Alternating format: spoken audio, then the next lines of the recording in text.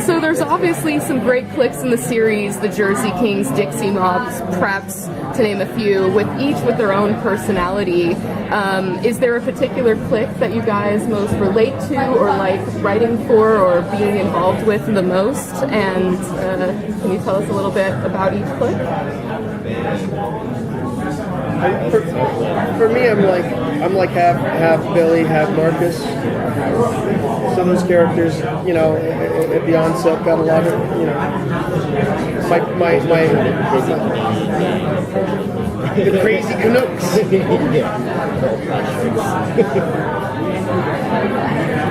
So no, what clique? You know, no, I don't know. You were a greaser. You were a rockabilly kid. I was a rockabilly kid. You're Quan. Yeah, Quan is a character that comes in later on. If you guys might know, like further in the series, and that guy was definitely like, I think make that guy because he wore all the clothes that I wore when I was growing up. So yeah, he's really pretty close. I always thought like Latino culture, like bandanas and plaids, that whole deal when I was a kid was like it still is. Yeah, it's it never goes away. Now everybody does the top button like deal, and that was also a skate punk thing. There was sort of like the suicidal style mixed with the Latino. Love it. It's eternal. I'm all about that top button, by the way. Yeah, it's a good look. Yeah. So we have for new audiences, what's the hook? What's the thing that will stand out and grab the audience when they look in pilot? I think it's a soup in that there are a number of things. For me personally, it's doing a Mad Men style snapshot for Generation X's Underground and the youth culture and the music that informed me and that I grew up with and that mattered to me and that has been culturally marginalized to the point of almost being disappeared. And so being able to take a look at what the 80s were actually like for a lot of us as opposed to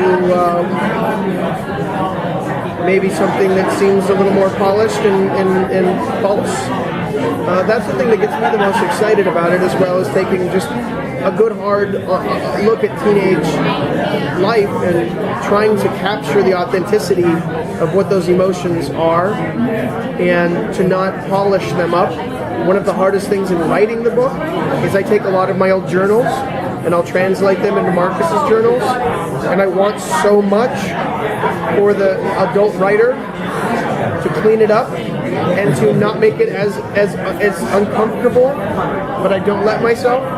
And I think that we've had a lot of people come up to us over the years that are, you know, late teens who identify with it. And I think it's because of that honesty that we ensure to continue to put it in. I think it was the first teaser when we talked about how true of an adaptation this really is. But at the same time, when you're going to TV, what do you decide to kind of change a little bit for TV or make it fresh? For people that aren't familiar. Well, I wouldn't say it's about making it fresh. I think it's about more the realities of hiring someone like Benedict Wong for Master Lin. Now, when we conceived Master Lin in the book, the idea is that he's sort of an enigmatic mystery figure off in the distance, and that you see him almost never. And when you do see him, it's like dun dun dun. And then you pass someone like Benedict Wong, who could literally read the phone book, and you'd be very glad to listen to it.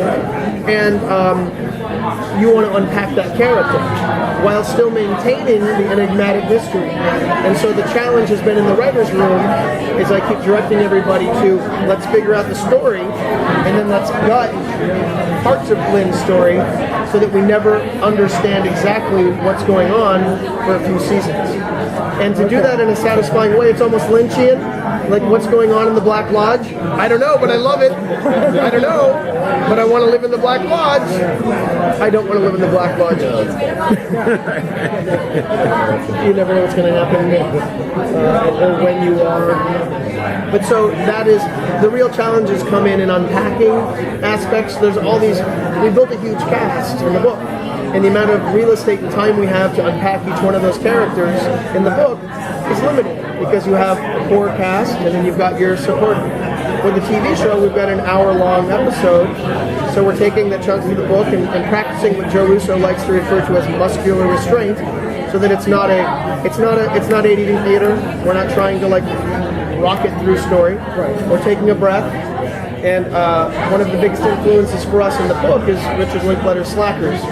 And to just sit with characters and just hear their ideology and just live with them. And so, the joy is being able to open it up and do that with all the characters.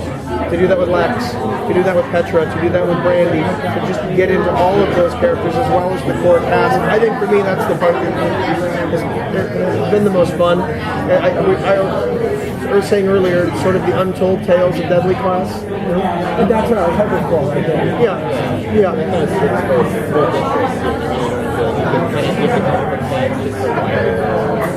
Or think about it without necessarily changing stuff that they love. I think, yeah, that seems like it's a great approach.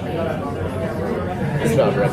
So the school, was the school laid out before the TV series was created, or was that something you had to help with the layout and how it looks and flows? Well, in doing the show, I realized that I had I wrote something for Wes once, which was a bat cave with a school in it. And then at some point, I think it was Joe Russo who said, "Well, why isn't it just an underground labyrinth with school?" And I was like, that would make a lot more sense. That because that's the one thing. Like after a certain amount of issues, I was like, this doesn't make any sense. Why is the wouldn't it all be crumbling one time? Whatever.